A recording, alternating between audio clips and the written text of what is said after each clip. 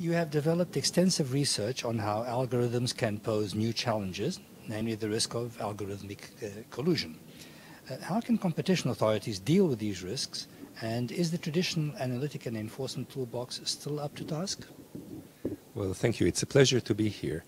Very briefly, I think we can classify this area into two main groups. One, which we discussed today, was hub and spoke, where it's slightly easier for us when we think about the approach that a competition agency might use.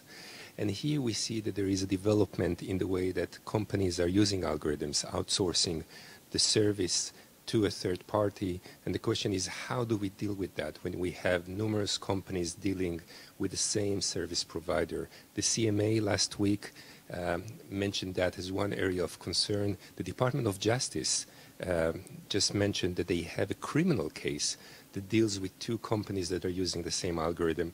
So in that respect, our toolbox is quite sufficient. The question is, of course, what do we think about it? At what point on the spectrum do we think that using the same algorithm or using the same service provider should give rise to concern? The more challenging area, and that's the second category, is the one of tacit collusion. And there the theory is that in very select number of markets, we have conditions of competition that facilitate interdependence, conscious parallelism, and that algorithms can help us stabilize. They provide us with instruments that enable punishment, detection, much faster approach to the market, and therefore more sustainable collusion. And here it is more problematic for us, because if we're using our traditional approach to tacit collusion, we consider tacit collusion to be acceptable, a rational reaction to market characteristics.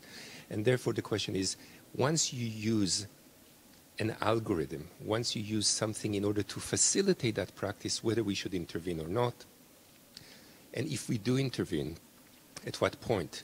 Is it when you make your algorithm visible to others? Is it when you use an algorithm to basically try and extract information about the other algorithm? Is it when you imitate the algorithm? So what exactly is it that we consider to be the problematic element, if at all, when we deal with that? And then there is even another complication when we start to discuss artificial intelligence, algorithms that on the face of it would not be programmed to deal with these issues, and yet they might find this to be the most rational activity. So this will be the dominant strategy for them. And as I mentioned today, we already have some experiments from economists and computer scientists that show, using Q-learning, show the interdependence between algorithms and show that. And here our toolbox might be a bit lacking, but there is so much uncertainty that we're not even yet at the question of the toolbox, because at the policy level, it is not clear to us yet what exactly is the point from which we consider it to be illegal.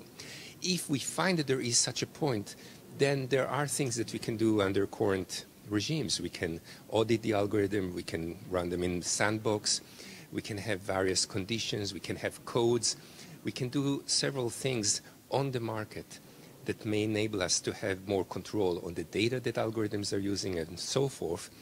But we're not there yet, because part of the implication of that approach would be that we're almost asking companies to deploy algorithms that will behave irrationally. So there is a little bit of a policy problem here that creates a very interesting area for debate, but quite a challenging area for enforcement.